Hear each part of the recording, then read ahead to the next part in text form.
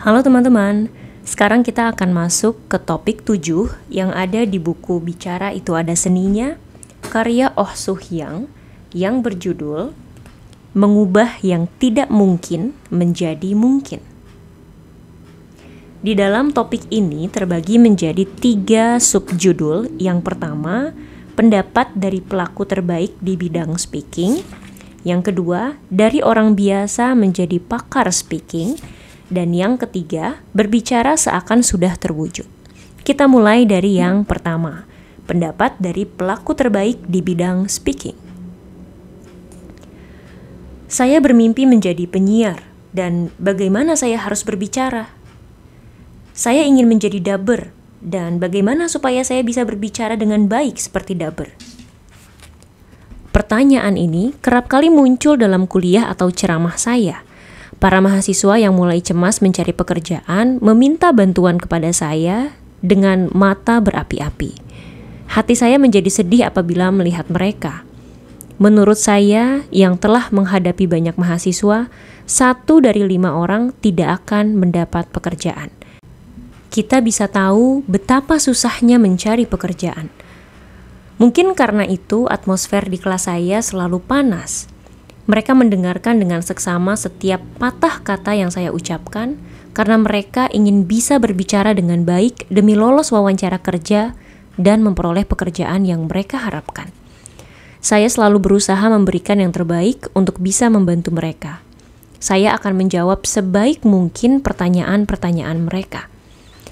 Ada satu pertanyaan yang selalu mereka tanyakan, yaitu bagaimana cara berbicara yang baik untuk bisa mendapatkan pekerjaan yang mereka inginkan. Bagaimana mereka harus berbicara untuk bisa menjadi penyiar, reporter, pengisi suara, ataupun aktor.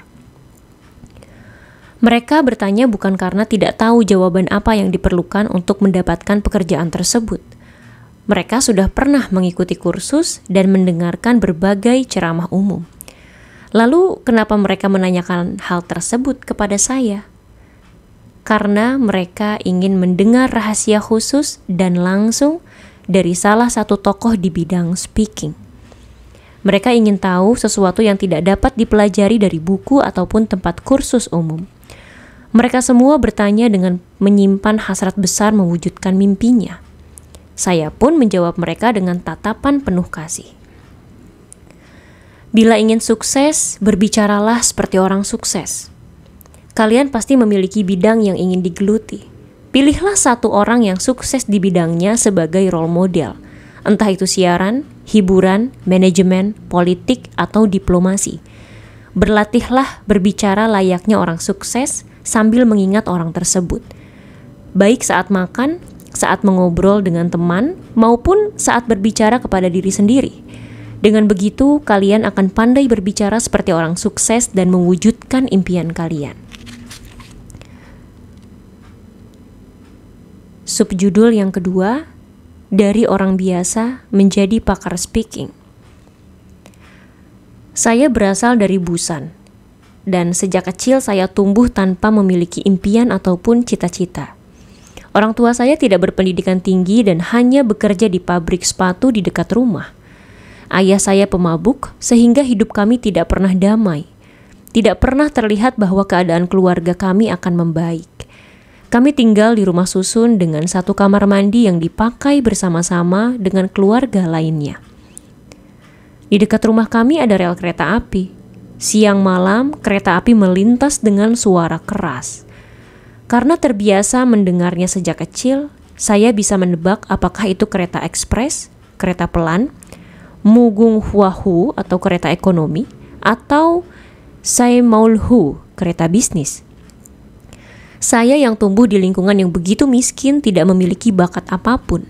Tidak ada satupun hal yang bisa diunggulkan, baik di pelajaran, olahraga, maupun seni.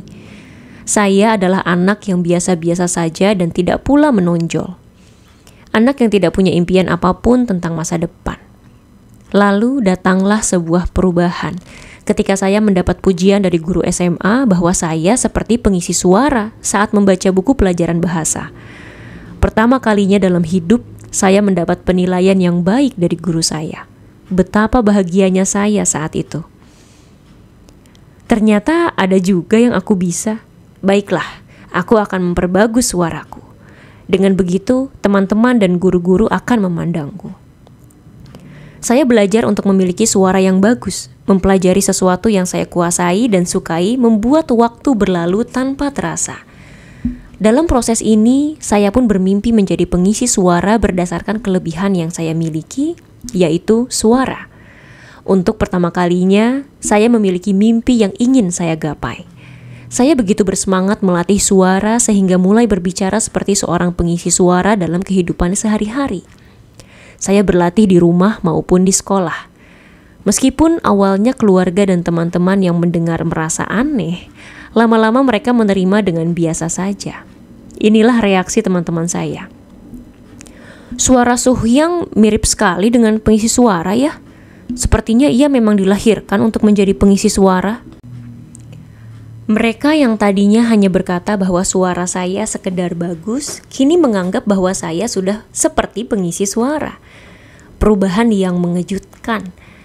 Saya bisa merasakan bahwa mimpi saya perlahan-lahan menjadi kenyataan. Saya memperoleh keyakinan bahwa menjadi pengisi suara bukanlah hal yang tidak mungkin. Alam bawah sadar saya secara otomatis terprogram dengan mantra ini. Aku, Oh Soohyang, adalah pengisi suara. Lalu impian saya begitu cepat menjelma menjadi kenyataan. Saat kelas 2 SMA, saya terpilih menjadi reporter siswa untuk acara The Starry Night di kanal MBC. Seiring berjalannya waktu, saya benar-benar bisa beraksi sebagai seorang pengisi suara. Saya bisa membanggakan kemampuan saya di berbagai bidang, seperti siaran radio dan iklan komersial. Suatu hari, saya memiliki kesempatan untuk membawakan sebuah acara bersama pengisi suara pria yang kehebatannya sudah diakui, yaitu Bae Han Song. Kemampuan saya dipuji oleh beliau, padahal beliau adalah seorang tokoh di dunia pengisi suara Korea. Pada 2014, beliau juga bersedia menjadi rekan duet saya dalam album Present. Setelah melewati semua pengalaman ini, sekarang saya bisa menjadi pembawa acara yang dikenal luas. Subjudul ketiga berbicara seakan sudah terwujud. Sejak kecil, Steven Spielberg sudah bercita-cita menjadi seorang sutradara film. Saat berusia 17 tahun, ia melakukan usaha baru untuk mewujudkan mimpinya dan bergaya seperti sutradara film. Ia berpakaian layaknya seorang sutradara dan keluar masuk perusahaan film. Gaya bicaranya pun mirip sekali dengan sutradara film. Orang-orang pun mengenalnya sebagai sutradara dan memintanya membuat film. Akhirnya ia menjadi sutradara seperti yang selama ini dicita-citakannya. Pakar pengembangan diri bernama Brian Tracy mengatakan bahwa bertingkah seperti orang sukses adalah kunci menjadi sukses dan menyarankan untuk segera melakukan 3 hal. Pertama, putuskanlah sekarang bahwa Anda akan terlihat seperti orang sukses sebagaimana yang Anda inginkan dari segala sisi, mulai dari pakaian hingga dandanan. Kedua, carilah orang paling sukses di perusahaan Anda dan ikutilah ia sebagai panutan. Ketiga, jangan pedulikan orang yang berpakaian cuek, tetapi berpakaianlah seperti orang yang akan menghadiri wawancara kerja. Penulis buku Blessing of the Rainbow, Cha Dong-yop, dia pun berpendapat demikian. Dengan berpikir seperti orang sukses dan berperilaku seolah tujuan sudah tercapai, maka akan datang hal yang mengejutkan kepada kita. Ia menekankan seperti ini. Bertingkah seakan sudah terwujud. Terjawab sudah pertanyaan di atas tentang bagaimana cara berbicara untuk mewujudkan impian. Berbicaralah seperti orang yang Anda impikan. Berbicaralah dengan antusias dan bertingkah seolah Anda telah sukses. Mulai sekarang, berbicara sambil membayangkan bahwa Anda akan segera sukses. Maka, tak lama lagi impian Anda akan terwujud.